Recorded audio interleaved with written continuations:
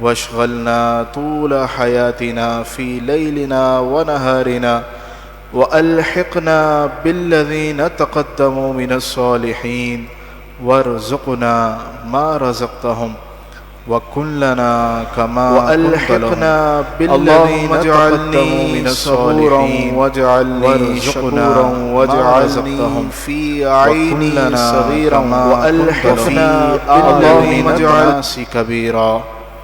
یا رب بالمصطفى بلغ مقاصدنا یا رب بالمصطفى بلغ مقاصدنا یا رب بالمصطفى بلغ مقاصدنا واغفر لنا ما مضى یا واسع الكرم ببركة ان الله وملائكته يصلون على النبي یا ایہا الذین آمنوا صلوا علیہ وسلموا تسلیما.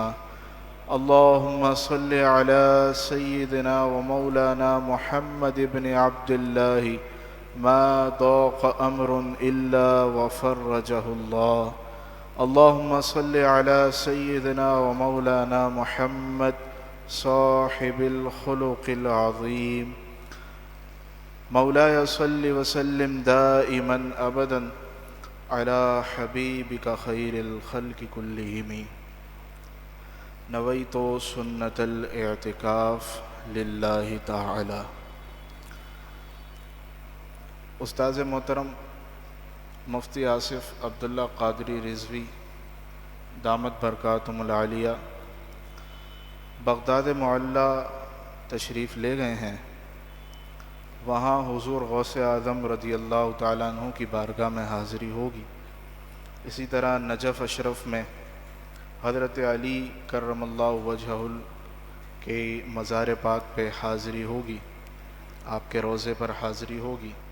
تو اس وجہ سے آج وہ درس میں یعنی درس کے لیے حاضر نہیں ہو سکے، تو ان کی جگہ آج استاد محترم کے حکم پر انہوں نے مجھے درس کا حکم دیا ہے. انشاءاللہ تبارک و تعالی اگلے جمعے مفتی آصف عبداللہ قادری رضوی صاحب ہی درس فرمائیں گے. جیسا کہ آپ کو معلوم ہے کہ قرآن مجید فرقان حمید کا آغاز ہوا اور پچھلے جمعۃ المبارک سورہ فاتحہ کا درس مکمل ہو گیا تھا. تو آج ہم سورہ بقرہ کا آغاز کریں گے. سورہ بقرہ مدنی سورت ہے. اس میں 286 آیتیں اور 40 رکوع ہیں. 286 آیتیں اور 40 رکوع ہیں. اس سورہ مبارکہ کو بقرہ کیوں کہتے ہیں؟ با، قوف، را اور تا. بقرہ کیوں کہتے ہیں اس سورہ مبارکہ کو؟ کیونکہ اس صورت مبارکہ کے 8ویں رکوع میں 8ویں رکوع میں گائے کے واقعے کا تذکرہ ہے. تو کیونکہ عربی زبان میں گائے کو بقرہ کہتے ہیں، بقرۃن، یہ موٹے والے کاف سے، پتلے والے کاف سے نہیں. تو اس وجہ سے اس سورت مبارکہ کو سورہ بقرہ کہا جاتا ہے. سورہ بقرہ کے بے شمار فضائل اور برکات ہیں. ہمیں چاہیے کہ ہم مہینے میں کم از کم ایک دفعہ اپنے گھر میں سورہ بقرہ کی تلاوت کریں، خود کریں یا کسی حافظ کو بلا کر تلاوت کروائیں. کیونکہ اس سورت مبارکہ کی بے شمار فضیلتیں، بے شمار فضائل احادیث طیبہ میں وارد ہوئے ہیں. چند فضائل میں آپ کی خدمت میں گوش گزار کرتا ہوں. نبی پاک صلی اللہ تعالی علیہ وسلم نے ارشاد فرمایا، لا تجعلوا بیوتکم مقابر، کہ تم اپنے گھروں کو قبرستان نہ بناؤ، اپنے گھروں کو قبرستان نہ بناؤ. ان الشیطان ینفر من البیت الذی تقرأ فیہ سورۃ البقرہ، بے شک شیطان اس گھر سے بھاگ جاتا ہے جس گھر میں سورہ بقرہ کی تلاوت کی جاتی ہے. اپنے گھروں کو قبرستان نہ بناؤ، اس سے مراد یہ ہے کہ جس طرح قبرستان میں خاموشی ہوتی ہے تو اپنے گھروں میں بالکل خاموشی نہ رکھو، بلکہ اپنے گھروں کی دیواروں کو قرآن مجید فرقان حمید کی تلاوت سے آراستہ کرو، قرآن کی تلاوت کیا کرو اپنے گھروں میں۔ اور پھر کہا کہ شیطان اس گھر سے بھاگ جاتا ہے، ینفر، فرار ہو جاتا ہے، جس میں سورہ بقرہ کی تلاوت کی جاتی ہے۔ اسی طریقے سے دوسری روایت میں آتا ہے کہ شیطان 3 روز تک اس گھر میں داخل نہیں ہوتا جس گھر میں سورہ بقرہ کی تلاوت کی جاتی ہے۔ نبی پاک صلی اللہ علیہ وسلم نے ارشاد فرمایا، اپنے ایک صحابی کو فرمایا، اذا اویت الی فراشک، جب تو اپنے بستر پر لیٹنے لگے، فقرأ آیت الکرسی، تو آیت الکرسی پڑھا کر۔ آیت الکرسی، اللہ لا الہ الا هو الحی القیوم لا تأخذہ سنۃ ولا نوم، سب کو یاد ہے۔ تو نبی پاک صلی اللہ علیہ وسلم نے اپنے صحابی کو حکم دیا کہ جب تو اپنی بستر پر لیٹنے لگے تو آیت الکرسی پڑھا کر، لن یزال معک من اللہ حافظ، تو جب تو آیت الکرسی پڑھے گا تو اللہ اپنے پاس سے تیرے لیے حفاظت کرنے والا ایک فرشتہ مقرر کر دے گا۔ یعنی اللہ کی جانب سے، جیسے ہم اپنے لیے سیکیورٹی گارڈ رکھتے ہیں، لیکن کوئی ایک شخص ہے وہ اتنا ایفورٹ نہیں کر سکتا کہ وہ سیکیورٹی گارڈ رکھے اور اسے اپنی مال کی، اپنی جان کی حفاظت بھی کروانی ہے، تو وہ اپنے بستر پر لیٹتے ہوئے جب آیت الکرسی کی تلاوت کر لے گا، یہ جو سورہ بقرہ میں آئی ہے، تو حضور صلی اللہ علیہ وسلم نے فرمایا کہ اللہ اپنے پاس سے اس کی حفاظت کے لیے ایک فرشتہ مقرر کر دے گا۔ وَلَا يَقْرَبُكَ شَيْطَانٌ حَتَّى تُصْبِحَ، اور تیرے قریب شیطان نہیں آئے گا یہاں تک کہ صبح ہو جائے۔ جب انسان سوتا ہے نا تو شیطان اس کی ناک کے اوپر آ کر بیٹھ جاتا ہے۔ حدیث پاک میں آتا ہے جب انسان سوتا ہے نا، بستر پر لیٹتا ہے، تو اس کی ناک پر آ کر کون بیٹھ جاتا ہے؟ شیطان بیٹھ جاتا ہے، اور پھر اس کی ناک پر وہ گندگی کرتا ہے۔ تو جو شخص آیت الکرسی پڑھ لیتا ہے تو اس کی برکت سے شیطان اس سے دور ہو جاتا ہے۔ تو ہمیں چاہیے کہ جب بستر پر لیٹنے لگیں، سونے لگیں، تو آیت الکرسی کی تلاوت کریں۔ اسی طرح نبی پاک صلی اللہ علیہ وسلم نے ارشاد فرمایا، اقرؤوا سورۃ البقرہ، سورہ بقرہ پڑھا کرو، فإن أخذها برکۃ، اس کو مضبوطی سے پکڑنے میں برکت ہے۔ یعنی جو اس کی تلاوت کا معمول بنا لے گا اس کے گھر خیر و برکت کا نزول ہوگا۔ وَتَرَكَهَا حَسْرَةٌ، اور اس کو چھوڑ دینا، سورہ بقرہ کو چھوڑ دینا، اس کی تلاوت نہ کرنا، یہ حسرت ہے۔ وَلَا يَسْتَطِيعُهَا الْبَطَلَ، اور جو اس کی تلاوت کرتا ہے، سورہ بقرہ کی تلاوت کو اپنا معمول بنا لیتا ہے، تو جادوگروں کا جادو اس پر اثر انداز نہیں ہو سکتا۔ اتنی بڑی بات۔ آج لوگ اپنا علاج کرانے کے لیے مختلف قسم کے عاملوں کے پاس جاتے ہیں، اب اس میں کچھ صحیح تو کچھ غلط، اور پھر وہاں جا کر دھکے کھاتے ہیں۔ لیکن جب سورہ بقرہ کا ان کو کہو، سورہ فلق، سورہ ناس کا کہو کہ یہ پڑھو گے تو تمہیں جادو سے، آسیب سے نجات مل جائے گی، یہ کام نہیں کریں گے۔ کیوں؟ کہ محنت نہیں کرنی ہے۔ بس کوئی عامل ہو ہم سے بھلے پیسے لے لے کچھ، لیکن ہمارا کام فوراً ہو جائے۔ لیکن جب اسے کہا جائے کہ آپ سورہ بقرہ کی تلاوت کریں، سورہ فلق، سورہ ناس کی تلاوت کریں، تو وہ اس پر مداومت اختیار نہیں کرتا۔ تو جب انسان خود اپنے آپ کی مصیبت کو اپنی تلاوت کے ذریعے سے دور نہیں کرتا تو پھر پوری دنیا میں مارا مارا پھرتا ہے اور پھر اپنا علاج کہیں نہیں پاتا۔ تو فرمایا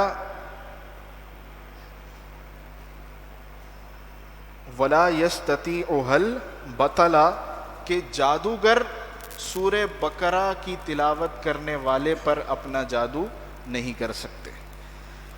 اسی طریقے سے نبی پاک صلی اللہ علیہ وسلم نے ارشاد فرمایا من قرأ آیت الکرسی، جو آیت الکرسی کی تلاوت کرے۔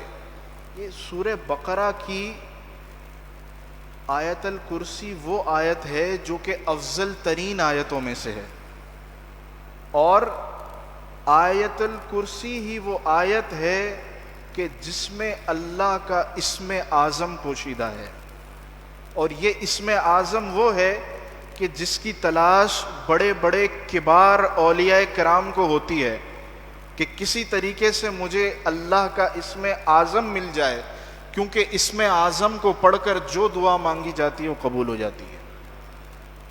تو فرمایا من قرأ آیت الکرسی، جو آیت الکرسی کی قرات کرے دبر کل صلاۃ مکتوبۃ، ہر فرض نماز کے بعد، فرض نماز ہو گئی، 4 رکعت عشاء کی نماز ہو گئی، اس کے بعد آیت الکرسی کی قرات کر لی، تو فرمایا لم یمنعہ من دخول الجنہ الا الموت، موت کے علاوہ اسے جنت میں داخل ہونے سے کوئی نہیں روک سکتا۔ یعنی جو ہر نماز کے بعد آیت الکرسی پڑھنے کا معمول بنا لے گا تو پھر اسے جنت میں داخل ہونے سے موت کے سوا کوئی نہیں روک سکتا۔ اسی طریقے سے حدیث پاک میں آتا ہے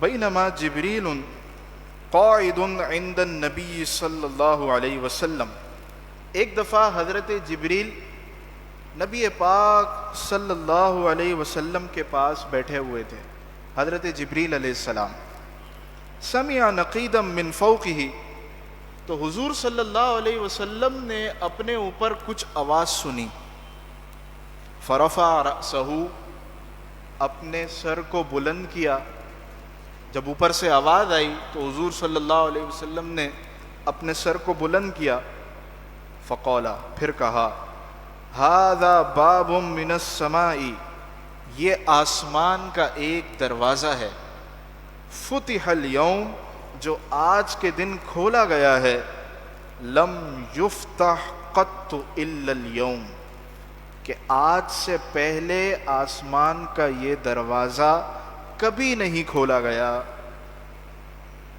فنزل منہ ملک، پھر اس دروازے سے ایک فرشتہ اترا، فقولا، پھر کہا نبی پاک صلی اللہ علیہ وسلم نے ھذا ملک نزل الی الارض، یہ فرشتہ زمین پر اترا ہے، لم ینزل قط الا اليوم، آج سے پہلے یہ فرشتہ زمین پر نہیں اترا۔ فسلم، اور پھر اس نے حضور کو سلام کیا، فقولا، اور پھر نبی پاک صلی اللہ علیہ وسلم کو بشارت دی اور کہا ابشروا، میں آپ کو بشارت دیتا ہوں۔ فرشتے نے جو آج تک زمین پر نہیں آیا تھا، نبی پاک صلی اللہ علیہ وسلم سے کہا کہ ابشروا، میں آپ کو بشارت دیتا ہوں، بنورین، 2 نوروں کی، اوتیتہما، کہ یہ 2 نور آپ کو دیے گئے، لم یؤتہما نبی قبلک، اور آپ سے پہلے کسی نبی کو یہ 2 نور نہیں دیے گئے۔ اور پھر اس نے کہا ایک نور ہے فاتحۃ الکتاب، یعنی سورہ فاتحہ، وخواتیم سورۃ البقرہ، لن تقرأ بحرف منہما الا اوتیتہ، اور کہا کہ سورہ بقرہ کی آخری آیتیں، جو ان کو پڑھ کر جو دعا مانگے گا اللہ اس کی دعا کو قبول کر لے گا۔ یہ 2 نور سمجھ آ گئے؟ سورہ بقرہ کی آخری آیتیں، یہ آغاز ہوتا ہے للہ ما فی السماوات وما فی الارض وَإِن تُبْدُوا مَا فِي أَنفُسِكُمْ أَوْ تُخْفُوهُ يُحَاسِبْكُمْ بِهِ اللَّهُ فَيَغْفِرُ لِمَن يَشَاءُ وَيُعَذِّبُ مَن يَشَاءُ۔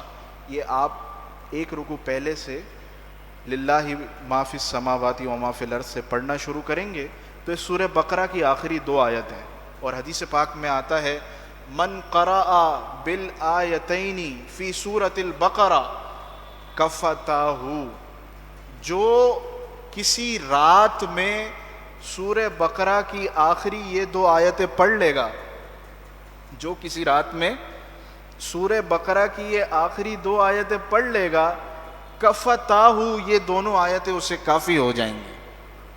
یعنی ایک طرف انسان وظیفے پڑھے، مختلف قسم کی تسبیحات پڑھے، اور ایک طرف یہ سورہ بقرہ کی آخری 2 آیتیں پڑھ لیں تو یہ 2 آیتیں اسے تمام چیزوں سے کافی ہو جائیں گی۔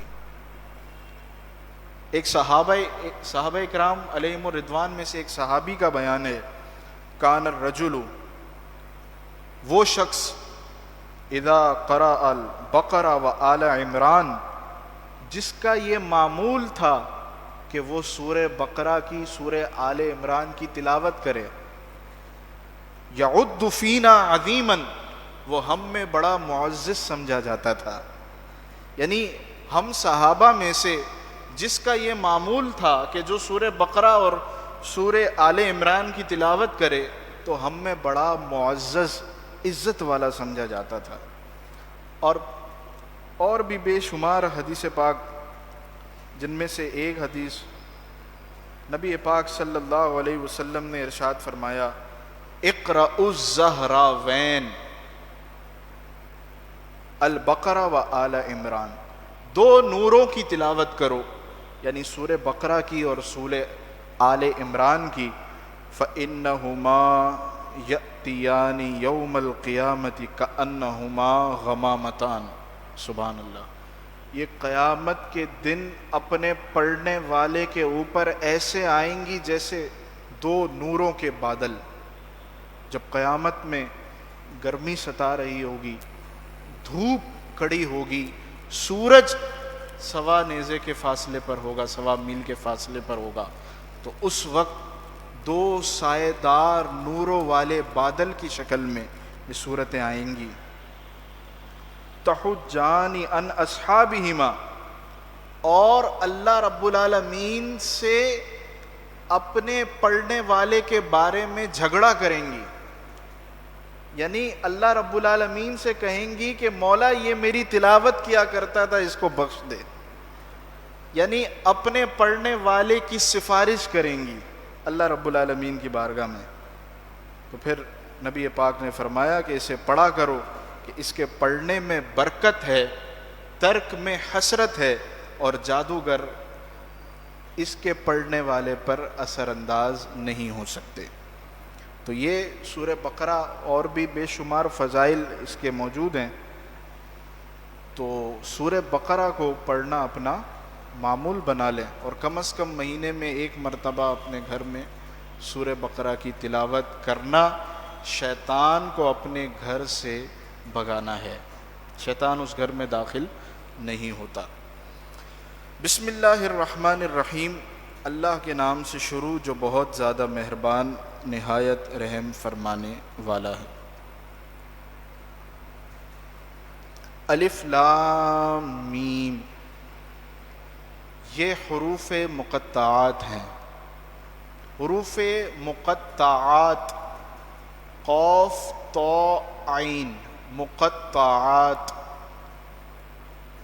یہ وہ حروف ہیں کہ جن کے معانی تفسیر جلالین میں ان کے بارے میں کہا گیا کہ اللہ ورسولہ اعلم بمرادہ، کہ اللہ اور اس کے رسول ان کی مراد کو بہتر جانتے ہیں، مخلوق میں سے کوئی بھی ان کے معانی پر مطلع نہیں ہو سکتا۔ یہاں تک کہ تفسیر روح البیان میں ہے کہ حضرت جبریل کو بھی، کس کو؟ حضرت جبریل کو بھی ان حروف کے معنی نہیں پتہ، کیونکہ حدیث پاک میں آتا ہے جب سورت کاف ہا یا عین صاد نازل ہوئی تو اس وقت حضرت جبریل نے حضور کی خدمت میں یہ پڑھا کاف ہا یا عین صاد. نبی پاک صلی اللہ علیہ وسلم نے فرمایا عرفتو، میں سمجھ گیا. تو حضرت جبریل نے کہا مجھے کچھ بھی سمجھ میں نہیں آئی. یعنی کاف ہا یا عین صاد حضور نے اس کے معنی سمجھ لیے اور پڑھنے والے حضرت جبریل تھے، لیکن حضرت جبریل نے کہا میں ان کے معنی نہیں سمجھ سکا. تو اللہ اور اس کے رسول صلی اللہ علیہ وسلم ان کے معنی کو بہتر جاننے والے ہیں. اب سوال یہ پیدا ہوتا ہے کہ قرآن مجید فرقان حمید کی یہ آیت ہے تو اس کے معنی پوشیدہ کیوں ہیں؟ تو یاد رکھیے گا کہ قرآن مجید فرقان حمید کی بعض آیتوں کا تعلق ماننے سے ہے. کس سے ہے؟ کہ آپ نے پڑھا الف لام میم، آپ کو اس کے معنی نہیں پتہ، آپ پر یہ لازم ہے کہ آپ اسے مانیں اور یہ کہیں کہ یہ اللہ کی طرف سے نازل شدہ ہے اور میں اس پر ایمان رکھتا ہوں. اور بعض آیتوں کا تعلق جاننے سے ہے، انسان انہیں سمجھتا ہے. بعض آیتوں کا تعلق خوش ہونے سے ہے، جب جنت کی آیتیں آتی انسان خوش ہو جاتا ہے. بعض آیتوں کا تعلق ڈرنے سے ہے، جب جہنم کی تذکرے کی آیتیں آتی ہیں تو اس وقت انسان ڈر جاتا ہے. تو اس طرح سے اللہ رب العالمین نے قرآن کی آیتوں کو مختلف حصوں میں تقسیم کیا ہے. اب سوال یہ پیدا ہوتا ہے کہ قرآن مجید تو عمل کرنے کے لیے آیا کہ قرآن کی آیتوں پر عمل کیا جائے، تو پھر ان صورتوں کے معنی کیوں پوشیدہ ہیں؟ تو مفسرین کرام نے اس کے بے شمار جوابات دیے. ایک جواب یہ ہے کہ اللہ رب العالمین کی یہ مشیت ہے کہ لوگ ان پر ایمان رکھیں، اور لوگ جب ان پر ایمان رکھیں گے تو وہ ایمان بالغیب، بغیر دیکھے ایمان رکھنے کی صفت کے حامل ہوں گے. تو اس پر انہیں ڈبل ثواب ملے گا، دگنا اجر ملے گا. اسی طریقے سے فرمایا کہ ان الفاظ کو اس لیے اللہ نے اتارا کہ اس سے حضور کی شان ظاہر ہو، کہ نبی پاک صلی اللہ علیہ وسلم کو تو اس کے معنی پتہ ہیں اور مخلوق میں سے کسی کو بھی نہیں پتہ. تو حضور کی شان کے اظہار کے لیے اللہ رب العالمین نے ان حروف کو الف لام میم کو نازل کیا. اسی طریقے سے ایک وجہ یہ ہے کہ علماء غرور سے محفوظ رہیں، کیونکہ ہر کوئی اس کائنات میں محتاج ہے. محتاج ہونے سے پاک صرف اللہ رب العالمین ہے. تو علماء جب یہ آیت پڑھتے ہیں الف لام میم اور اس آیت کے معنی پر مطلع نہیں ہو سکتے، چاہے بڑے سے بڑا عالم ہو، وہ یہ نہیں کہہ سکتا کہ مجھے اس کے معنی پتہ ہیں، تو پھر وہ اپنے آپ کو محتاج سمجھے گا اور یہ غرور اور تکبر سے پھر دور رہے گا. تو اللہ رب العالمین نے اس وجہ سے ان حروف کو نازل کیا کہ اس سے مخلوق کو اپنی محتاجی معلوم ہو جائے.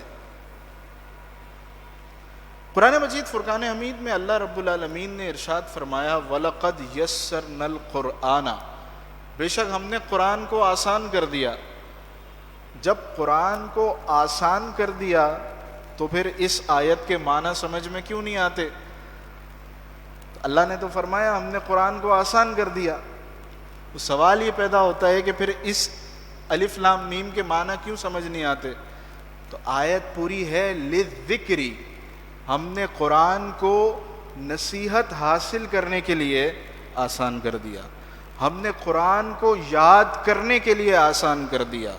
جہاں تک اس آیت کا تعلق ہے تو اسے چند وجوہات کی بنا پر مخفی رکھا گیا ان کے معنی کو کہ وہ اللہ اور اس کے رسول کے درمیان راز رہیں۔ حضرت شاہ عبد العزیز محدث دہلوی علیہ الرحمہ تفسیر عزیزی میں یہ ارشاد فرماتے ہیں کہ الف لام میم کے مختلف معنی اپنے گمان کے اعتبار سے علماء نے بیان کیے ہیں۔ اس کا حقیقی معنی کیا ہے یہ تو کوئی نہیں جانتا جی، اس کا جو حقیقی معنی ہے وہ کوئی نہیں جانتا، لیکن چند گمان کے اعتبار سے اپنے ذہن سے کچھ علماء نے اس کے معنی بیان کیے ہیں۔ تو ایک معنی اس کا یہ ہے الف لام میم، الف سے مراد اللہ، لام سے مراد جبرائیل اور میم سے مراد محمد۔ اب شاہ عبد العزیز رحمۃ اللہ علیہ فرماتے ہیں کہ یہ بڑی عجیب بات ہے، الف سے مراد کیا ہے؟ اللہ، میم سے مراد کیا ہے؟ محمد۔ تو جبریل کو بیان کرنے کے لیے جیم آنا چاہیے تھا، لام کیوں آیا؟ جی، جبریل کے لیے جیم ہونا چاہیے تھا، لام کیوں آیا؟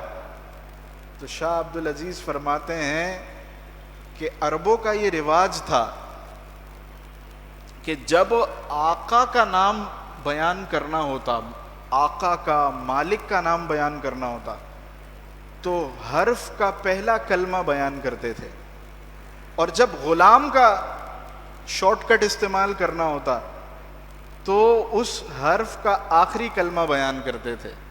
تو پتہ چلا کہ حضرت جبریل حضور صلی اللہ علیہ وسلم کے غلام ہیں۔ کون ہیں؟ حضور صلی اللہ علیہ وسلم کے غلام ہیں، اسی لیے ان کے نام کو بیان کرنے کے لیے پہلا کلمہ جیم استعمال نہیں ہوا بلکہ لام کا استعمال کیا گیا۔ تو فرمایا کہ یہ عربوں کا ایک طریقہ ہے۔ پھر فرمایا ذالک الکتاب، وہ بلند رتبہ کتاب، وہ کتاب کہ جو کتاب موعود ہے، توریت میں، انجیل میں، زبور میں اس کتاب کے نازل ہونے کی بشارتیں دی گئی ہیں۔ ذالکا بہت ہی زیادہ عظمت کو بیان کرنے کے لیے آتا ہے، وہ بلند رتبہ کتاب، کہ اس کتاب کی کیا برکتیں ہیں، اس میں کیا اسرار ہیں۔ جب سیدنا صدیق اکبر مکہ مکرمہ میں اسی کتاب قرآن کی تلاوت کرتے تو آس پاس کے لوگ چھتوں پر چڑھ کر جمع ہو جاتے اور حضرت صدیق اکبر کی تلاوت کو سنا کرتے تھے۔ وہ کتاب ہے کہ جس کی طرف لوگوں کے دل کھینچے چلے آتے ہیں، لوگوں کے دل مائل ہو جاتے ہیں۔ اسی طریقے سے حضرت عمر رضی اللہ تعالیٰ عنہ، آپ جا رہے تھے نبی پاک صلی اللہ علیہ وسلم کو شہید کرنے۔ حضرت عمر اس ارادے سے جا رہے تھے کہ میں آج حضور کو شہید کر دوں گا، لیکن راستے میں ایک شخص ملے اور انہوں نے پوچھا عمر کہاں جا رہے ہو؟ کہا کہ آج میں اسلام کا چراغ بجھانے جا رہا ہوں۔ تو اس شخص نے کہا کہ اپنے گھر کا حال تو دیکھو، تمہاری بہن بھی اسلام قبول کر چکی ہے۔ حضرت عمر نے کہا ہیں؟ آپ فوراً دوڑے اپنے گھر پر اور اپنے دروازے کو دستک دی۔ جب بہن نے دروازہ کھولا، اس سے پوچھا کہ کیا تو اسلام لے آئی ہے؟ بہن نے کہا ہاں، میں نے کلمہ پڑھا ہے۔ تو حضرت عمر نے اپنی بہن کو اتنا مارا کہ ان کے سر سے خون نکلنے لگا اور ان کا سر زخمی ہو گیا۔ لیکن بہن نے کہا کہ اگر تو خطاب کا بیٹا ہے تو میں بھی خطاب کی بیٹی ہوں، اور میں اسلام کو اب نہیں چھوڑوں گی۔ حضرت عمر نے کہا کہ یہ کیسی بات ہے کہ کل تک تو اسلام لانے کے لیے تیار نہیں تھے، لیکن آج جب اسلام لے آئی تو اسلام اتنا راسخ ہو گیا کہ میرے سے مقابلہ کر رہی ہے، لیکن اسلام چھوڑنے کے لیے تیار نہیں ہے۔ حضرت عمر نے کہا کہ تم ابھی جب میں گھر آیا تو کیا پڑھ رہی تھی، کس چیز کی تلاوت کر رہی تھی؟ تو آپ کی بہن نے کہا کہ اسے پڑھنے سے پہلے غسل کرنا ضروری ہے، جاؤ غسل کر کے آؤ۔ حضرت عمر غسل کر کے تشریف لائے تو پھر وہ آیتیں کاف ہا توحا، سورہ توحا کی آیتیں، توحا ما انزلنا علیک القرآن لتشقی، یہ آیتیں ابتدائی یہ پڑھی تو حضرت عمر زارو قطار رونے لگے۔ جب زارو قطار رونے لگے تو آپ کے دل پر اس کتاب نے اثر کیا اور فوراً پڑھ لیا، اشہد ان لا الہ الا اللہ وحدہ لا شریک لہ واشہد ان محمدا عبدہ ورسولہ صلی اللہ علیہ وسلم۔ تو کیسی کتاب ہے کہ حضرت عمر جا رہے تھے حضور کو شہید کرنے، لیکن اللہ رب العالمین نے آپ کے نصیب میں اسلام لکھا تھا۔ پھر حضور کے پاس گئے، اس وقت تک حضرت امیر حمزہ رضی اللہ تعالیٰ عنہ مسلمان ہو چکے تھے۔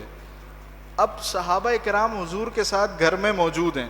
حضرت عمر نے دروازے پر دستک دی، دروازے میں کچھ سوراخ تھے، تو صحابہ نے دیکھا تو کہا حضور کو کہ عمر آئے ہیں۔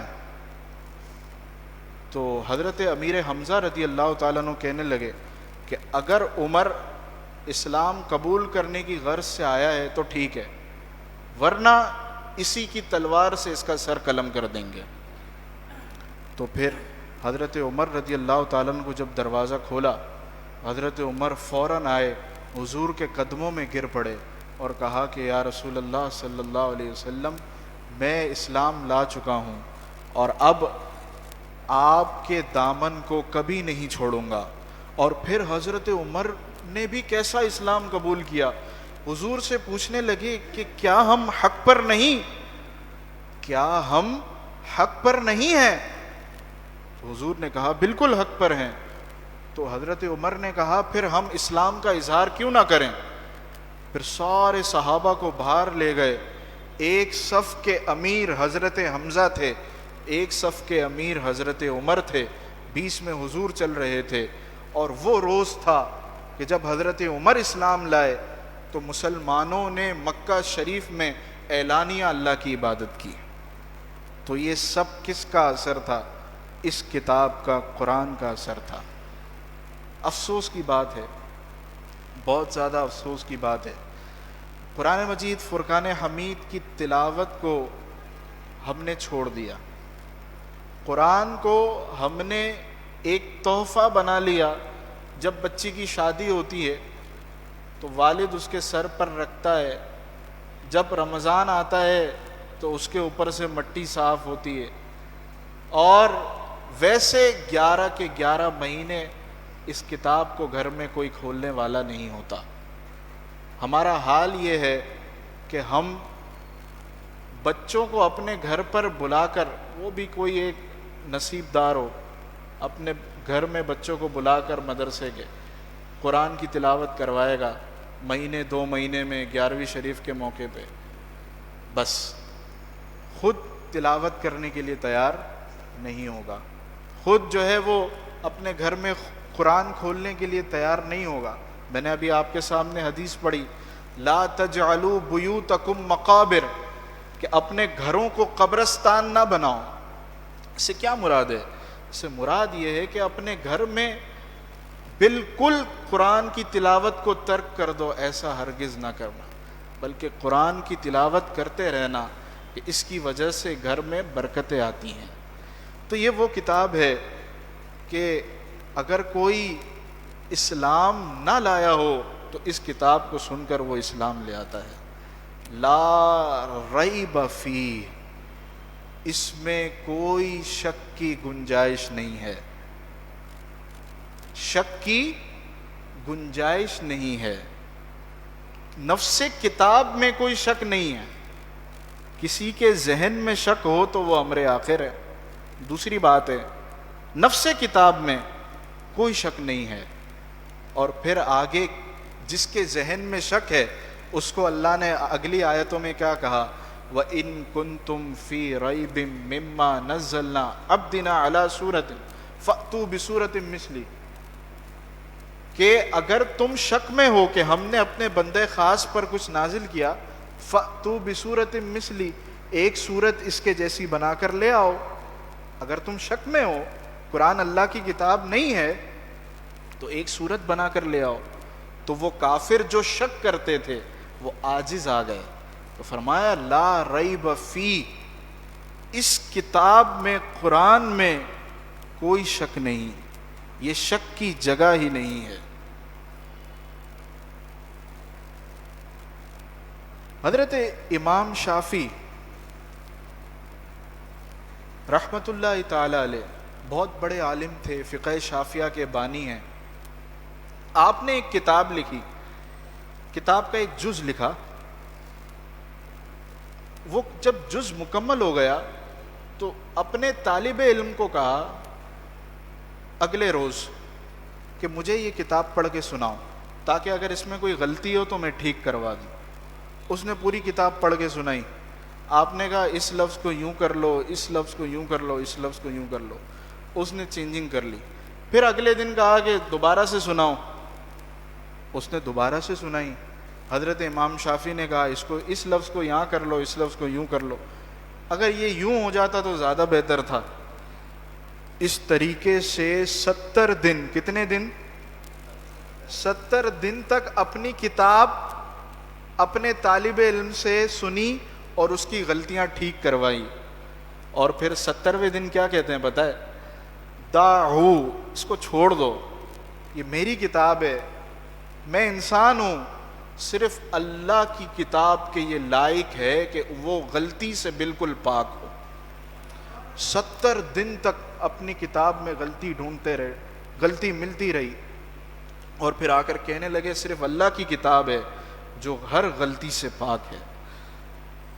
حضرت امام قدوری علیہ الرحمہ، بڑی مستند کتاب ہے فقہ کی قدوری شریف، جب کتاب لکھ لی تو اللہ رب العالمین سے عرض کیا مولا یہ کتاب میں نے لکھ لی ہے، اب میں اسے کعبے کی چھت پہ رکھتا ہوں، اگر اس میں کوئی غلطی ہے تو تو اسے ٹھیک کر دینا. کعبے کی چھت پہ کتاب رکھ دی. اگلے دن آئے تو جگہ جگہ سے کچھ حروف مٹے ہوئے تھے، تو وہ جگہ جہاں پر غلطی تھی وہ چیز جو ہے وہ مٹ گئی تھی، وہ آیتیں عبارتیں وہ مٹ گئی تھی. تو کیا بات ہے ہمارے بزرگوں کی. لیکن قرآن پاک صرف ایک ایسی کتاب ہے کہ جو ہر طرح کی غلطی سے پاک ہے. ھدی للمتقین، یہ ہدایت ہے پرہیزگاروں کے لیے. ہدایت ہے پرہیزگاروں کے لیے. اب سوال یہ پیدا ہوتا ہے کہ پرہیزگاروں کے لیے ہدایت ہے، کس کے لیے ہدایت ہے؟ ہدایت تو سب کے لیے ہے، مسلمان کے لیے بھی ہے، کافر کے لیے بھی ہے. درود پاک پڑھ لیں. اللہم صل.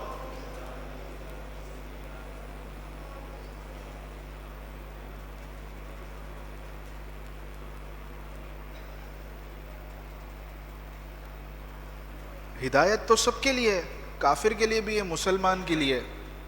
تو یہ کیوں کہا کہ ہدایت ہے للمتقین، متقیوں کے لیے؟ تو مفسرین کرام نے فرمایا اس کی وجہ یہ ہے کہ جب بارش آتی ہے وہ بارش کچرے پر گرتی ہے تو کوئی فائدہ ہوتا ہے؟ نہیں ہوتا. لیکن وہی بارش کھیت پر گرتی ہے تو اس سے سبزیاں اگتی ہیں، اس سے اناج اگتا ہے. جی تو اسی طرح قرآن بھی جب نازل ہوا تو فائدہ اس سے کس نے اٹھایا؟ متقیوں نے اٹھایا. تو فائدے کے اعتبار سے اللہ نے فرمایا کہ اس سے فائدہ تو متقین ہی اٹھاتے ہیں. یہ ہدایت ہے کس کے لیے؟ متقین کے لیے. اب تقوی کا لفظ قرآن پاک میں 33 مقامات پر استعمال ہوا، 33 جگہ پر استعمال ہوا۔ تقوی کی مختلف علماء نے مختلف تعریفیں بیان کی۔ ہم میں سے ہر ایک کے ذہن میں تقوی کا ایک سطحی مفہوم تو ہوتا ہی ہے، ہر بچے کے ذہن میں اس کو پتہ ہوتا ہے کہ اللہ سے ڈرنے کا نام کیا ہے، تقوی ہے۔ حضرت مخدوم اشرف جہانگیر سمنانی رحمۃ اللہ تعالی علیہ اللہ کے بہت بڑے ولی تھے اور اشرفیوں کے پیشوا ہیں۔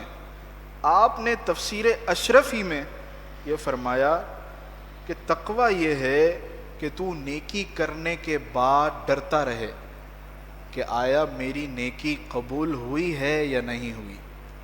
اور پھر وہ حضرت عمر کی مثال دی کہ حضرت عمر عید کے دن رو رہے تھے۔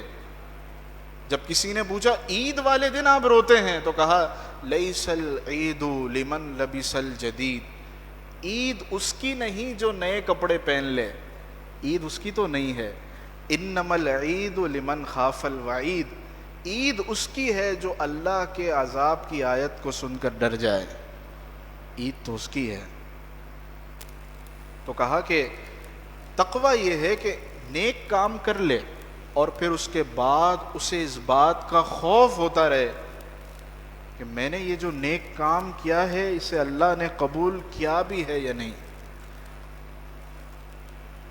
حضرت کعب احبار رضی اللہ تعالی عنہ سے حضرت عمر نے پوچھا تقوی کیا ہے؟ کیا پوچھا؟ تقوی کیا ہے؟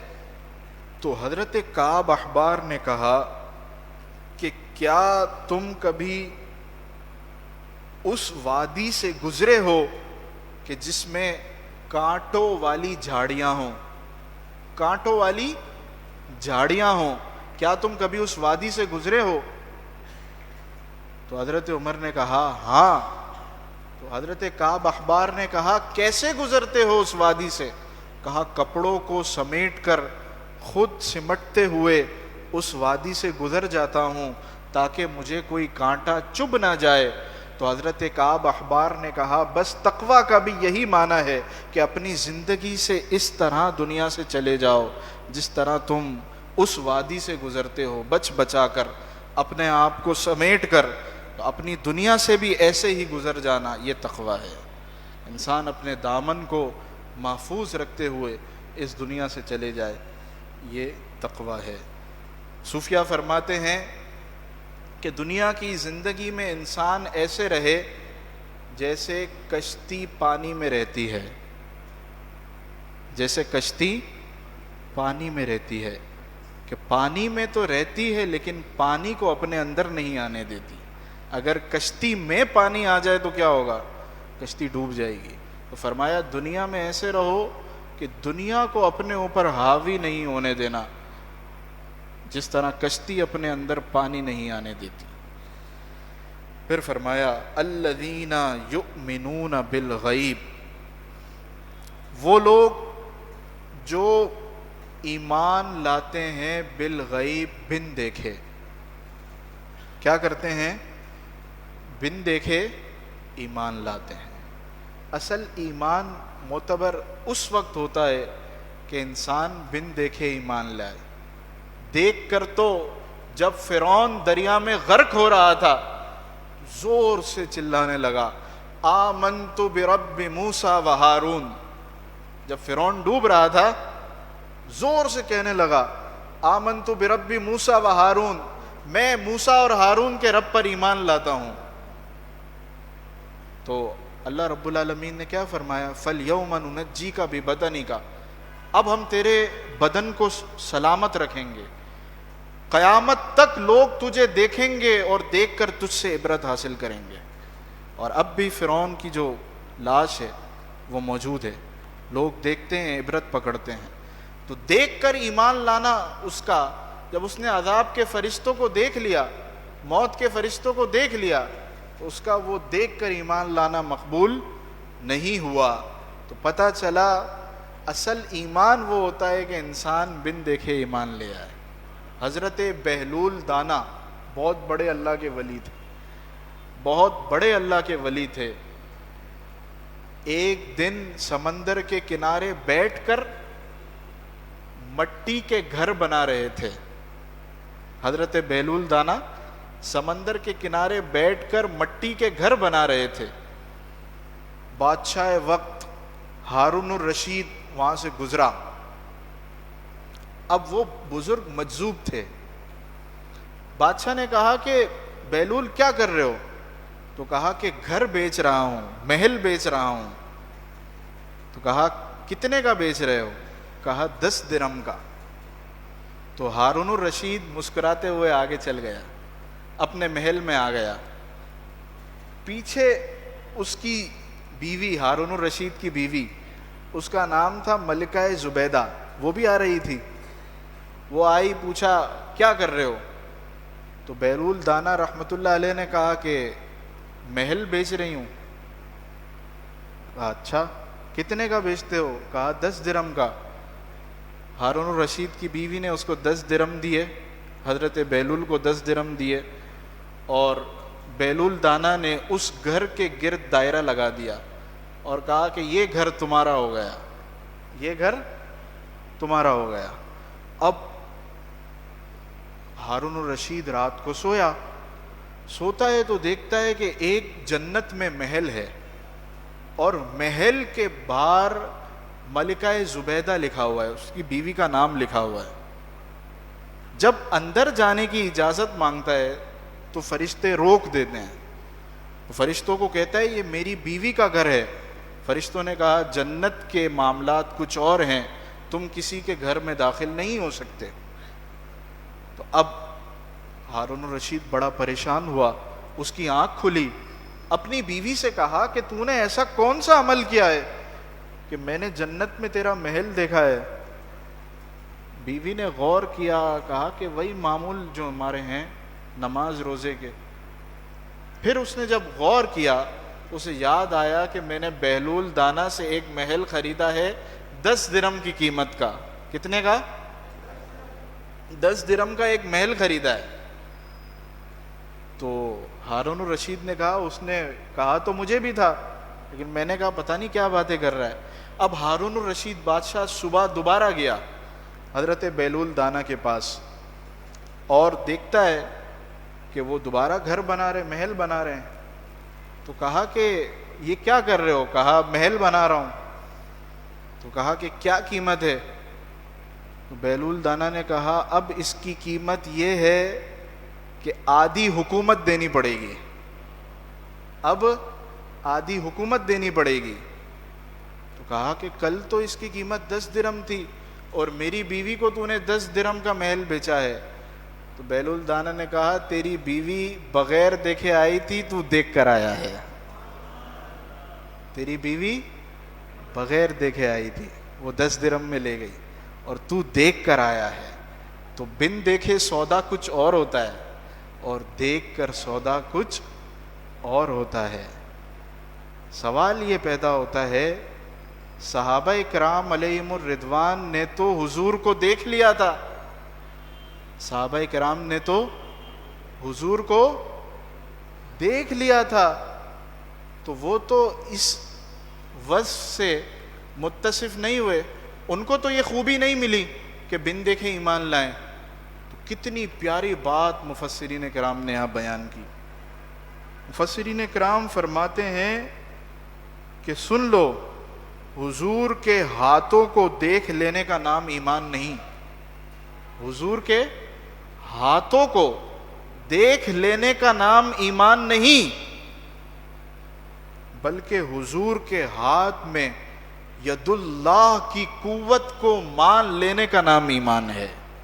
ید اللہ فوق ایدیہم, کہ اللہ رب العالمین کا دست قدرت, یعنی ید اللہ کی قوت کو مان لینے کا نام اصل حضور پر ایمان لانا ہے. اسی طریقے سے آنکھوں میں, حضور کی آنکھوں کو دیکھ لینے کا نام ایمان نہیں ہے, بلکہ آنکھوں میں ما زاغ البصر وما طغى, کہ جب اللہ کا دیدار کیا حضور نے, آنکھیں چندھیائی نہیں بلکہ مستقیم ہو کر اللہ کا دیدار کرتی رہیں. اس قوت کو مان لینے کا نام ایمان ہے. اسی طریقے سے کہا کہ سینے کو دیکھ لینا ایمان نہیں، بلکہ سینے میں علم نشرح کی قوت کو مان لینے کا نام ایمان ہے۔ اسی طریقے سے کہا کہ بازو میں وما رمیتا اذ رمیتا ولکن اللہ رما، کہ اے محبوب جب تم نے کنکریاں ماری تو تم نے نہیں، اللہ نے ماری۔ اس قوت کو مان لینے کا نام ایمان ہے۔ اسی طریقے سے انی ارا ما لا ترون واسمع ما لا تسمعون، حضور نے کہا میں وہ سنتا ہوں جو تم نہیں سن سکتے۔ حضور کے کانوں کی سماعت کی اس طاقت کو مان لینے کا نام ایمان ہے۔ تو صحابہ اکرام علیہم رضوان بھی ایمان بالغیب لائے ہیں کہ حضور نے کہا میں وہ سنتا ہوں جو تم نہیں سنتے، صحابہ نے مان لیا۔ حضور نے کہا میں رب کا دیدار کر کے آیا ہوں، صحابہ نے مان لیا۔ حضور نے اپنے ہاتھ کو ید اللہ کہا، صحابہ نے مان لیا۔ حضور نے یہ کہا کہ میرے بارے میں اللہ نے اس آیت کو نازل کیا وما رمیت اذ رمیت ولکن اللہ رما، صحابہ نے مان لیا۔ تو ان تمام قوتوں طاقتوں کا مان لینا یہ ایمان بالغیب ہے۔ اور پھر مفسرین فرماتے ہیں کہ جو حضور صلی اللہ علیہ وسلم کو اپنے جیسا کہتے ہیں، تو اپنے جیسا جس نے دیکھا اس نے تو دیکھا ہی نہیں۔ جیسے ابو جہل تھا، وہ نبی پاک صلی اللہ علیہ وسلم کو کہتا تھا یہ تو ہماری طرح کے بشر ہیں، تو مفسرین نے فرمایا اس نے دیکھا بھی لیکن حقیقتاً نہیں دیکھا۔ قرآن کی اس آیت کو دیکھیں وَتَرَاهُمْ يَنْظُرُونَ إِلَيْكَ، اب اس آیت پہ غور کیجئے گا ذرا، بڑی کمال کی آیت ہے۔ وَتَرَاهُمْ، اے محبوب آپ ان کو دیکھتے ہیں، يَنْظُرُونَ إِلَيْكَ، کہ وہ آپ کو دیکھتے ہیں۔ اے محبوب آپ کافروں کو دیکھتے ہیں کہ وہ آپ کو دیکھتے ہیں، لیکن اللہ فرماتا ہے میں یہ کہتا ہوں وَهُمْ لَا يُبْصِرُونَ، لیکن وہ نہیں دیکھتے۔ اصل دیکھنا دل کا دیکھنا ہوتا ہے۔ تو اللہ نے اپنے حبیب کو کہا کہ آپ کافروں کو یہ تو دیکھتے ہیں کہ وہ آپ کی طرف نظر کر رہے ہیں، لیکن حقیقت میں وہ بصارت کی صفت سے موصوف ہی نہیں ہے، کہ ان کے دلوں میں ایمان نہیں ہے۔ تو پتہ چلا اصل دیکھنا دل کا دیکھنا ہوتا ہے۔ بات سنیں، ابو جہل کی قبر میں بھی حضور گئے۔ روایتوں میں آتا ہے ابو جہل نے کیا کہا اس وقت، ہئی ہاتا۔ جب ابو جہل سے سوال ہوگا، روایت میں آتا ہے کہ ما کنت تقول فی حق ھذا الرجل، اس شخص کے بارے میں، ان شخصیت کے بارے میں تو دنیا میں کیا کہا کرتا تھا؟ تو ابو جہل قبر میں حضور کو پہچان نہیں سکے گا، پوری زندگی ستاتا حضور کو تھا، لیکن قبر میں دیکھ کر بھی پہچان نہیں سکے گا۔ اور 1400 سال کے بعد غازی ممتاز حسین قادری، امیر المجاہدین حافظ خادم حسین رضوی، جب انہوں نے حضور کا دیدار کیا ہوگا تو کیا کہا ہوگا کہ مر کے پہنچا ہوں یہاں اس دل ربا کے واسطے، اب تو پائے ناز سے میں اے فرشتوں کیوں اٹھوں، مر کے پہنچا ہوں یہاں اس دل ربا کے واسطے۔ 1400 سال بعد حضور کے ظاہری وصال کے 1400 سال بعد ایک عاشق جب اس دنیا سے جاتا ہے تو قبر میں حضور کو پہچان لیتا ہے، لیکن پوری زندگی ابو جہل نے حضور کے دور میں گزاری، حضور کو پہچان نہیں سکا قبر میں۔ کیوں؟ کیونکہ اصل بات یہ ہوتی ہے کہ دیکھنا دل کا دیکھنا ہوتا ہے۔ جو دل سے دیکھ لیتا ہے ایمان بالغیب کی صفت سے متصف ہو جاتا ہے، بغیر دیکھے ایمان لے آتا ہے۔ تو اصل دیکھنا اسی کا مانا جاتا ہے۔ تو فرمایا الذین یؤمنون بالغیب، وہ لوگ جو بغیر دیکھے ایمان لاتے ہیں، وَيُقِيمُونَ الصَّلَاةَ، اور نماز قائم کرتے ہیں۔ کیا کرتے ہیں؟ نماز قائم کرتے ہیں۔ یہ آپ کو متقیوں کی صفت بیان ہو رہی ہے۔ شروع میں فرمایا للمتقین، متقی کون لوگ ہیں؟ الذین یؤمنون بالغیب، جو بن دیکھے ایمان لاتے ہیں۔ یہ عقیدے کی بات ہو گئی۔ وَيُقِيمُونَ الصَّلَاةَ، اور نماز قائم کرتے ہیں۔ متقی وہ لوگ ہیں جو نماز قائم کرتے ہیں، نماز میں کوتاہی نہیں کرتے، نماز کو ہمیشہ پابندی کے ساتھ ادا کرتے ہیں۔ دوسرے مقام پر اللہ رب العالمین نے فرمایا ان الصلاۃ کانت علی المؤمنین کتابا موقوتا، اللہ نے ہر ایک نماز مسلمانوں پر مقررہ وقت پر فرض فرمائی ہے۔ اور دوسری مقام پہ فرمایا وَارْكَعُوا مَعَ الرَّاكِعِينَ، رکوع کرنے والوں کے ساتھ رکوع کرو۔ تو اس سے پتہ چلتا ہے کہ نماز جماعت کے ساتھ پڑھنا واجب ہے۔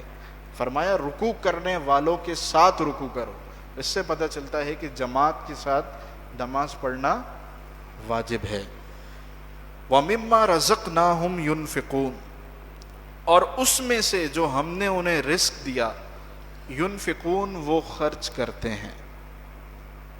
حضرت ابو دہدا حضور کے ایک صحابی ہیں، جب یہ آیت نازل ہوئی من ذا الذی یقرض اللہ قرضا حسنا، کون ہے جو اللہ کو قرض حسنا دے گا، قرض دے گا، اللہ کو قرض دے گا، فیضاعفہ لہ، تو اللہ اس کے قرض کو، اس کی رقم کو بڑھا کر اسے لوٹائے گا۔ تو حضرت ابو دہدا حضور سے پوچھنے لگے کہ کیا اللہ نے ہم سے قرض مانگا ہے؟ کیا پوچھنے لگے؟ کیا اللہ نے ہم سے قرض مانگا ہے؟ تو حضور صلی اللہ علیہ وسلم کہنے لگے ہاں۔ تو 12 کھجور کے بڑے بڑے درخت تھے آپ کے باغ میں، حضرت ابو دہدا کے باغ میں۔ تو حضرت ابو دہدا حضور کا ہاتھ پکڑ کر لے گئے۔ انسان کو اپنا باغ بہت پیارا ہوتا ہے۔ آج کل تو انسان کو اپنی بنجر زمین، صرف مٹی ہوتی ہے اس میں، کتنی پیاری ہوتی ہے، لیکن ایک وہ باغ کہ جس میں ہریالی ہو، پھر محنت کر کے اس میں کھجور کے درخت اگائے ہوں، پھر وہ کھجور کے درختوں پر کھجور لگی ہو، تو اس کے بعد اسے اللہ کی راہ میں صدقہ کرنا۔ تو وہ صحابی حضرت ابو دہدا کہنے لگے یا رسول اللہ، اللہ نے قرض مانگا ہے، میں یہ باغ اللہ کو قرض میں دیتا ہوں۔ تو پھر حضور صلی اللہ علیہ وسلم کو جب قرض میں دیا تو آپ نے فرمایا کہ اللہ تجھے بڑھا کر لوٹائے گا۔ تو پتہ چلا کہ جو اللہ کی راہ میں خرچ کرتا ہے، اللہ تعالیٰ اسے وہ مال بڑھا کر عطا کرتا ہے۔ اور اس کے تحت وَمِمَّا رَزَقْنَاهُمْ يُنْفِقُونَ، جو ہم نے انہیں رزق دیا وہ خرچ کرتے ہیں۔ اس کے تحت مفسرین فرماتے ہیں کہ رزق سے مراد صرف مال نہیں، رزق سے مراد صرف مال نہیں، بلکہ ہر وہ چیز جو بندے کو عطا کی گئی وہ اس کا مرزوق ہے، یعنی اس کا رزق وہ ہے۔ اگر کسی کو علم عطا کیا گیا اور وہ علم سے لوگوں کو نفع پہنچاتا ہے تو وہ بھی اس فضیلت کے تحت آتا ہے کہ ہمارے دیے ہوئے میں سے خرچ کرتے ہیں۔ اگر کسی کو اللہ نے کوئی صلاحیت عطا کی اور وہ صلاحیت دین کے کاموں میں استعمال کرتا ہے تو بھی یہ اس آیت کے مفہوم کے تحت آتا ہے کہ ہمارے دیے ہوئے میں سے خرچ کرتے ہیں۔ یعنی اس آیت مبارکہ کا مفہوم عام ہے، کسی بھی چیز کو جو اس کے پاس موجود ہو اللہ کی راہ میں خرچ کر دینا اس آیت کی فضیلت کے تحت داخل ہے۔ والذین یؤمنون، اور وہ لوگ جو ایمان رکھتے ہیں، بما انزل الیک، اس پر جو نازل کیا گیا آپ کی طرف، جو نازل کیا گیا آپ کی طرف۔ کیا نازل کیا گیا؟ قرآن پاک۔ قرآن پاک حضور کی طرف نازل کیا گیا۔ تو یہ متقی لوگ وہ ہیں جو اس پر ایمان رکھتے ہیں۔ وما انزل من قبلک، اور جو آپ سے پہلے نازل کیا گیا اس پر بھی ایمان رکھتے ہیں۔ حضور سے پہلے کیا نازل ہوا؟ توریت، زبور، انجیل اور دیگر صحیفے، حضرت ادریس پر، حضرت ابراہیم پر، حضرت نوح پر، حضرت شیث پر جو صحیفے نازل ہوئے ان صحیفوں پر بھی ایمان رکھتے ہیں۔ اب اس آیت سے ہمیں یہ پتہ چلتا ہے کہ نبی پاک صلی اللہ علیہ وسلم خاتم النبیین ہیں، آخری نبی ہیں۔ کیسے؟ دیکھیں، فرمایا والذین یؤمنون بما انزل الیک، ایمان رکھتے ہیں اس پر جو نازل کیا گیا آپ کی طرف۔ کیا فرمایا؟ جو نازل کیا گیا آپ کی طرف۔ وما انزل من قبلک، اور جو نازل کیا گیا آپ سے پہلے۔ جو آپ پر نازل کیا گیا، جو آپ سے پہلے نازل کیا گیا، یہ نہیں کہا جو آپ کے بعد نازل کیا جائے گا۔ اگر حضور کے بعد کوئی نبی آنا ہوتا اور وہ نبی صاحب کتاب ہوتا تو پھر تو یہ آیت آتی اور جو آپ کے بعد اترے گا اس پر بھی ایمان رکھتے ہیں۔ من بعدک کے الفاظ ہیں؟ نہیں ہیں۔ پتہ چلا کہ اب کسی کتاب نے نہیں آنا۔ کیوں نہیں آنا؟ کیونکہ حضور صلی اللہ علیہ وسلم خاتم النبیین ہیں۔ تو اس آیت سے ختم نبوت جو ہمارا عقیدے کا بلکہ ہمارا اہم عقیدہ ہے، اس پر ہمیں دلیل ملتی ہے کہ من قبلک جو نازل کیا گیا آپ سے پہلے، جو آپ کے بعد نازل کیا جائے گا اس کا ذکر نہیں کیا۔ تو جب ذکر کی حاجت ہو، اب قاعدہ سنیں، جب ذکر کی حاجت ہو اس مقام پر عدم ذکر یعنی ذکر نہ کرنا، یہ اس بات کو ثابت کرتا ہے کہ نبی پاک صلی اللہ علیہ وسلم کے بعد کوئی نبی نہیں آیا، ورنہ اللہ رب العالمین اگر اس کی حاجت ہوتی تو اسے بیان کر دیتا، کیونکہ اللہ رب العالمین نے فرمایا ہے کہ اللہ رب العالمین حق بیان کرنے سے اعتراض نہیں فرماتا، بلکہ جو بات حق ہوتی ہے اسے بیان فرماتا ہے۔ وَبِالْآخِرَةِ هُمْ يُوقِنُونَ، اور آخرت پر وہ یقین رکھتے ہیں۔ آخرت پر یقین رکھتے ہیں مراد کیا ہے؟ مراد یہ ہے کہ اس زمانے میں کافر باس بعد الموت کے منکر تھے، یعنی کافر یہ کہتے تھے کہ مرنے کے بعد دوبارہ زندہ نہیں ہونا۔ تو اللہ رب العالمین نے فرمایا کہ متقی وہ لوگ ہیں جو آخرت پر یقین رکھتے ہیں۔ تو پتہ چلا کہ متقیوں کے اوصاف میں سے ایک وصف یقین ہے۔ ایک وصف کیا ہے؟ یقین ہے۔ جو ہمارا پچھلی دفعہ درس قرآن کا جو پوسٹر چھپا تھا اس پہ کیا لکھا تھا؟ سب کچھ مل جائے گا، صرف یقین شرط ہے۔ کیا شرط ہے؟ یقین شرط ہے۔ علامہ اقبال نے کہا نا، استاد محترم امیر المجاہدین اکثر شعر سناتے ہیں، سن اے تہذیب حاضر کے گرفتار، غلامی سے بدتر ہے بے یقینی۔ غلامی سے بدتر ہے بے یقینی۔ جس شخص میں یقین نہیں، چاہے وہ دنیاوی فیلڈ کے اندر ہے چاہے وہ دینی فیلڈ کے اندر ہے، جو یقین کی صفت سے متصف نہیں ہوگا ہمیشہ بے چین رہے گا، ہمیشہ بے قرار رہے گا، اسے زندگی میں سکون کبھی بھی میسر نہیں آئے گا۔ کیوں؟ کیونکہ غلامی سے بدتر ہے بے یقینی۔ پھر فرمایا اولئک علی ھدی من ربہم، یہ صفات کے جو حامل لوگ ہیں یہی لوگ ہدایت پر ہیں اپنے رب کی طرف سے۔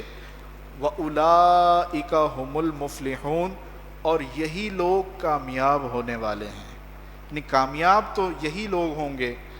اب یہاں تک اللہ نے متقیوں کا ذکر فرمایا،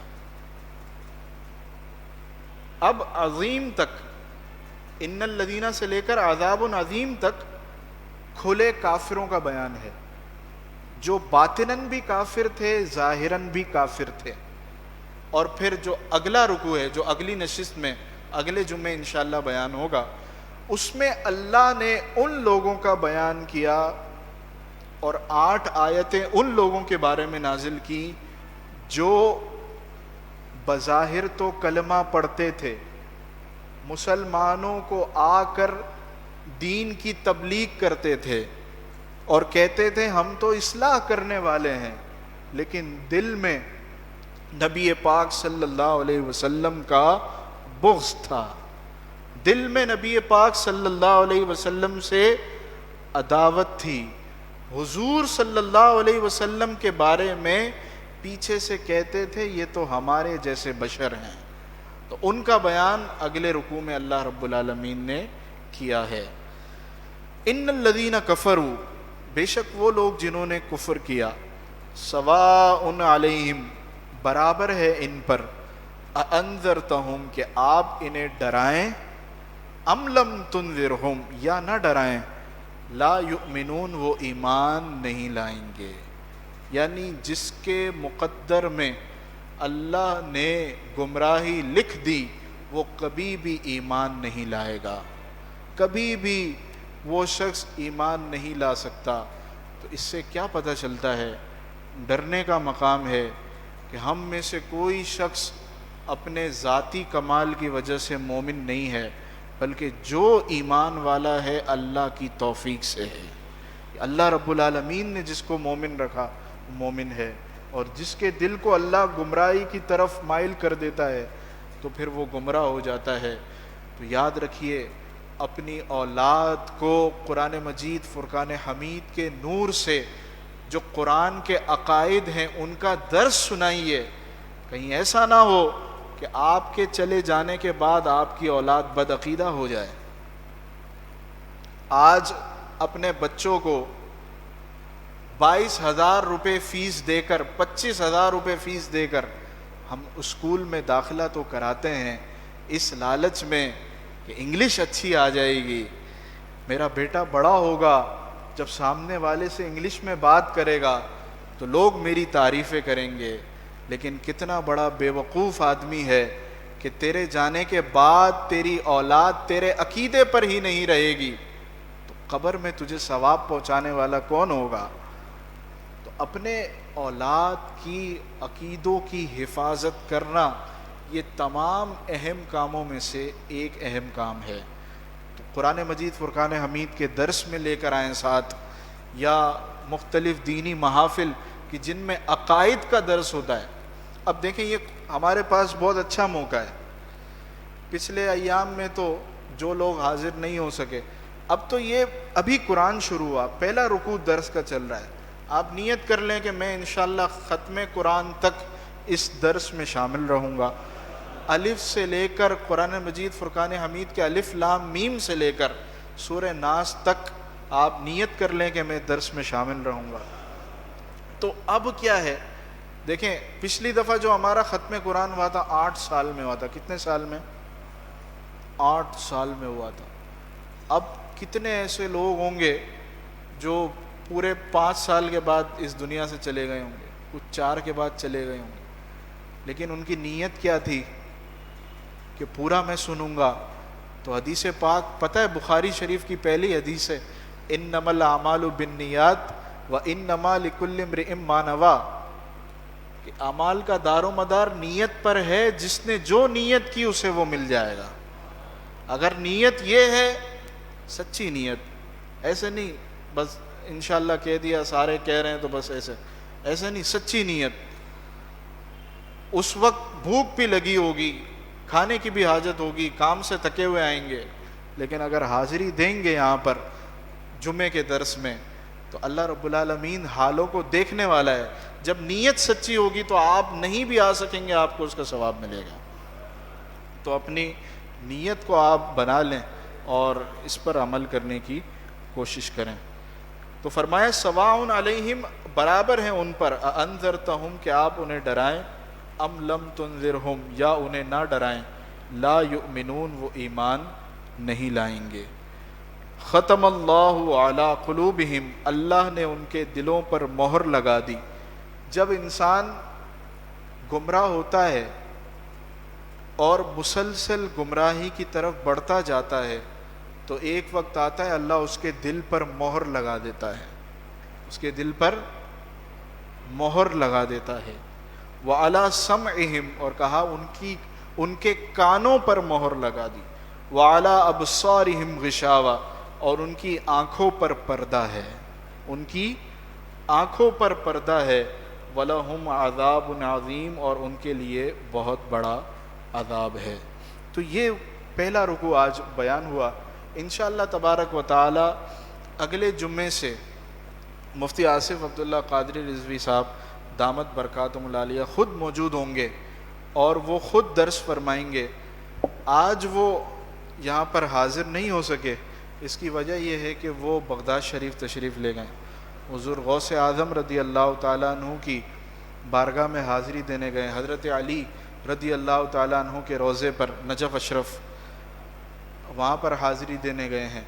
تو انہوں نے مجھے خاص طور پہ یہ کہا کہ آپ سب کو کہہ دیجیے گا کہ جو آج کے درس میں شریک ہوئے وہ سب اور جو آن لائن شریک ہیں سب کے لیے مفتی آصف عبداللہ قادری صاحب وہاں حضرت علی کے ابھی نجف اشرف پہنچے ہوں گے، وہاں پر آپ دعا فرما رہے ہیں اور سب کو آپ نے دعاؤں میں یاد رکھا جو آج حاضر ہوئے ہیں.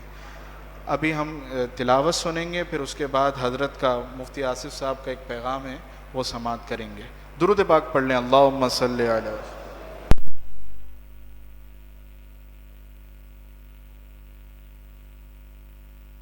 اعوذ باللہ من الشیطان الرجیم. اللہ کی پناہ مانگتا ہوں شیطان مردود سے. بسم اللہ الرحمن الرحیم. اللہ کے نام سے شروع جو بہت مہربان نہایت رحم والا. الف لام میم ذلك الكتاب لا ريب فيه هدى للمتقين. الف لام میم وہ بلند رتبہ کتاب قرآن، اس میں شک کی کوئی گنجائش نہیں، پرہیزگاروں کے لیے ہدایت ہے. الذين يؤمنون بالغيب ويقيمون الصلاة ومما رزقناهم ينفقون. پرہیزگار وہ لوگ ہیں جو غیب یعنی اللہ تعالیٰ کی ذات، جنت و دوزخ وغیرہ پر ایمان لاتے ہیں اور نماز قائم رکھتے ہیں، یعنی ہمیشہ صحیح نماز ادا کرتے ہیں، اور ہماری دی ہوئی روزی میں سے ہماری راہ میں خرچ کرتے ہیں.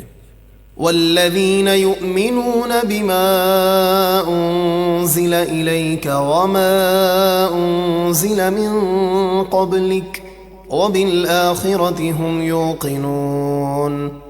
اور وہ جو ایمان لاتے ہیں اس قرآن پر جو اے محبوب آپ کی طرف اترا اور جو آپ سے پہلے انبیاء پر اترا، یعنی توریت اور انجیل وغیرہ پر، اور آخرت پر یقین رکھتے ہیں.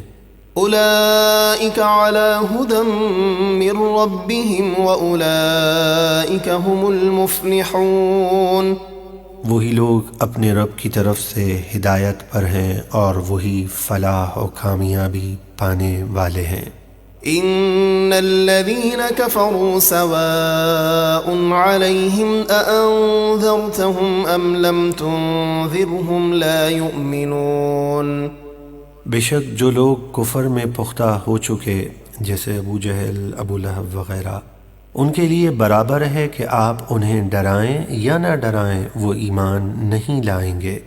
ختم اللہ علی قلوبہم وعلی سمعہم وعلی ابصارہم غشاوۃ ولہم عذاب عظیم. اللہ نے ان کے دلوں پر اور کانوں پر مہر لگا دی ہے ان کی ضد اور بدکاریوں کی وجہ سے، اور ان کی آنکھوں پر پردہ ہے اور ان کے لیے بڑا عذاب ہے. بسم اللہ الرحمن الرحیم. السلام علیکم ورحمۃ اللہ وبرکاتہ. الحمدللہ ہمارا قافلہ عراق شریف میں نجف اشرف پہنچ چکا ہے. اللہ تعالیٰ کا فضل ہے. یہاں پر حضرت نوح علیہ السلام کا مزار پر انوار ہے. حضرت ہود علیہ السلام، حضرت صالح علیہ السلام کے مقامات ہیں، اور مولا کائنات مولا علی مشکل کشا رضی اللہ تعالی عنہ کا بھی مزار پر انوار ہے. اللہ تعالیٰ ان بزرگوں کی برکتوں سے ہم سب کو، آپ سب کو مالا مال فرمائے. جتنے ہمارے احباب نور قرآن نشست میں شریک ہیں، ہمارے بھائی ہماری بہنیں جو باہر شریعت میں شریک ہیں، جو آن لائن شریک ہیں، آپ سے گزارش ہے کہ آپ مجھے اجازت مرحمت فرمائیں تو انشاءاللہ جہاں جہاں حاضری ہوگی ہم حضرت امام حسین رضی اللہ تعالیٰ عنہ کی بارگاہ میں، حضور غوث اعظم کی بارگاہ میں، اور جہاں جہاں حاضری ہوگی وہاں انشاءاللہ سلام بھی پیش کریں گے اور نشست میں شریک ہونے والوں کے لیے دعا بھی کریں گے۔ آئندہ جمعۃ المبارک انشاءاللہ میں نشست میں حاضر ہوں گا۔ آپ سے گزارش ہے کہ آپ اس کی دعوت ضرور عام فرمائیں اور کوشش کریں آئندہ جمعۃ المبارک کسی کو اپنے ساتھ ضرور لائیں۔ اللہ تعالیٰ آپ کی اور ہماری ہر مشکل کو آسان فرمائے۔ اللہ تعالیٰ آفتوں کو، بلاؤں کو، بیماریوں کو، وباؤں کو دور فرمائے، مشکلات آسان فرمائے، رزق حلال وسیع اور آسان عطا فرمائے۔ رب العالمین قرضوں سے نجات عطا فرمائے، جادو ٹونے نظر بد اور آسیب سے محفوظ فرمائے۔ جتنے ہمارے احباب نشست میں شریک ہیں، آن لائن شریک ہیں، جو باہر شریعت مسجد میں آئے ہیں، اللہ تعالیٰ ان سب کی تمام حاجتوں کو پورا فرمائے۔ آمین بجاہ سید المرسلین صلی اللہ علیہ وآلہ وسلم۔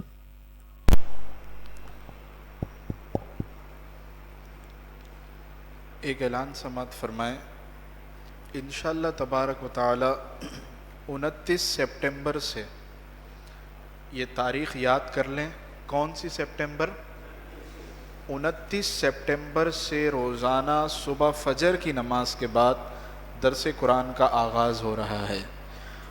جامع مسجد اسماعیل گیگا جمشید روڈ میں یہ قرآن پاک کا آغاز ہوگا 29 سپٹمبر سے۔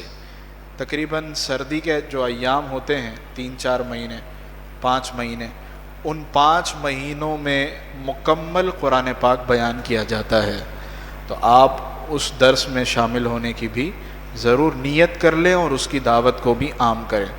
کل بروز ہفتہ خواتین کے لیے ختم قادریہ شریف دوپہر 3 سے 5 بجے تک باہر شریعت مسجد میں ہوگا۔ ہر اتوار عصر تا مغرب ختم قادریہ شریف ہوتا ہے، تو ان تمام پروگرامز کی دعوت دیگر بھائیوں تک بھی عام فرمائے۔ الحمدللہ رب العالمین والصلاة والسلام علی سید الانبیاء والمرسلین، جزا اللہ عنا سیدنا مولانا محمد صلی اللہ علیہ وسلم ما هو اہلہ۔ اللہم ربنا آتنا فی الدنیا حسنة وفی الآخرة حسنة وقنا عذاب النار۔ اللہم ربنا لا تزغ قلوبنا بعد اذ ہدیتنا وہب لنا من لدنک رحمہ انک انت الوہاب۔ یا رب بالمصطفیٰ بلغ مقاصدنا واغفر لنا ما مضى یا واسع الکرم۔ یا اللہ، یا مالک و مولا، مولا کریم، جو درس قرآن میں حاضر ہوئے، مولا ہمارا یہاں سب کا جمع ہونا اپنی بارگاہ میں قبول و منظور فرما۔ مولا کریم، جو حاضر ہوئے ان کو ہر قدم پر لاکھوں کروڑوں اربوں نیکیاں عطا فرما۔ مولا کریم، جو جس نیت سے حاضر ہوئے، جو اپنے دل میں جو مراد لیے بیٹھے ہیں، جو حاجت لیے بیٹھے ہیں، جو تمنا لیے بیٹھے ہیں، جس کی جو تکلیف ہے، پریشانی ہے، جو مصیبت میں ہے، کسی ٹینشن میں ہے، مولا کریم تو سب کے دلوں کے حال کو جاننے والا ہے۔ مولا کریم سب کی تمام حاجتیں، نیتیں، مرادیں پوری فرما۔ مولا کریم، جو بیمار آیا ہوا ہے یا جس کے گھر میں کوئی بیمار ہے یا جس کے متعلقین میں کوئی بیمار ہے، مولا کریم تو تمام بیماروں کو جانتا ہے۔ ہم تمام کو، تمام کے اہل و عیال کو، تمام کے متعلقین کو ظاہری باطنی بیماریوں سے شفا یابی عطا فرما۔ مولا کریم، ہمیں بھی ہر سال مکہ مکرمہ مدینہ شریف کی حاضری رمضان المبارک میں عطا فرما۔ مولا کریم، ہر سال بغداد معلیٰ دیگر مقدس مقامات کی ہم سب کو حاضری عطا فرما۔ مولا کریم، ہر قلت سے، علت سے، ذلت سے دونوں جہاں میں محفوظ فرما۔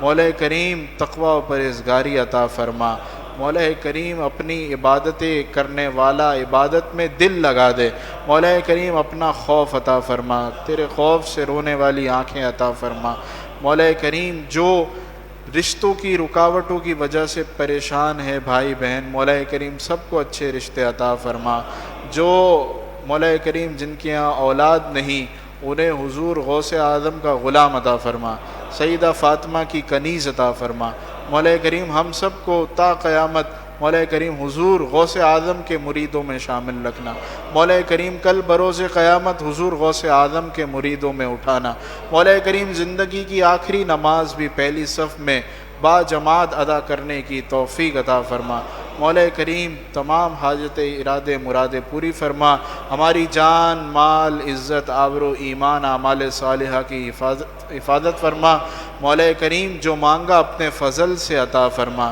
جو نہ مانگ سکے اپنے کرم سے عطا فرما، ببرکت ان اللہ وملائکتہ یصلون علی النبی یا ایھا الذین آمنوا صلوا علیہ وسلموا تسلیما، الصلاۃ والسلام علیک یا رسول اللہ وعلی آلک واصحابک یا حبیب اللہ۔ دعا فرمائیں جو اسیران ناموس رسالت جیل میں ہیں، مولا کریم ان تمام کو امیر محترم حافظ سعد حسین رضوی صاحب، حضرت علامہ غلام غوث بغدادی صاحب، دیگر تمام علماء کرام کو شاندار رہائی عطا فرما، مولا کریم امیر الدین بھائی کو، نصیر احمد بھائی کو، جو بیمار ہیں مولا کریم سب کو شفا یابی عطا فرما، مولا کریم جو اس دنیا سے چلے گئے ان سب کی مغفرت فرما، ہمارے تمام مرحومین کی مغفرت فرما، وصلی اللہ تعالی علی خیر خلق محمد وعلی آلہ وصحبہ اجمعین برحمتک یا ارحم الراحمین۔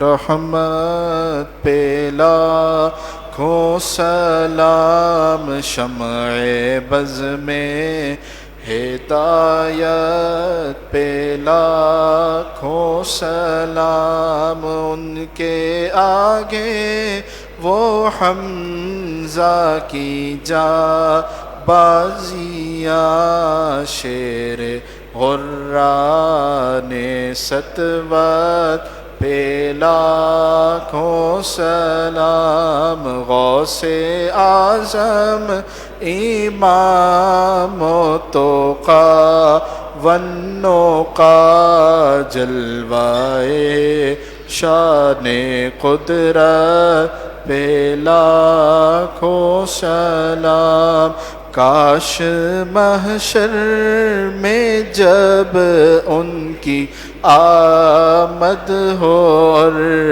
بھیجیں سب ان کی شوکت پہ لاکھوں سلام، مجھ سے خدمت کے قدسی کہے ہاں رضا، مجھ سے خدمت کہ قدسی کہے ہاں رضا، مصطفیٰ جان رحمت پہ لاکھوں سلام، شمع بز میں ہدایت پہ لاکھوں سلام۔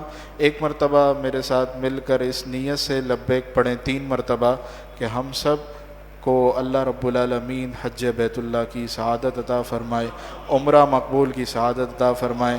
لبیک اللہم لبیک، لبیک لا شریک لک لبیک، ان الحمد والنعمت لک والملک لا شریک لک، لبیک اللہم لبیک، لبیک لا شریک لک لبیک، ان الحمد والنعمت لک والملک لا شریک لک، لبیک اللہم لبیک، لبیک لا شریک لک لبیک، ان الحمد والنعمت لک والملک لا شریک لک۔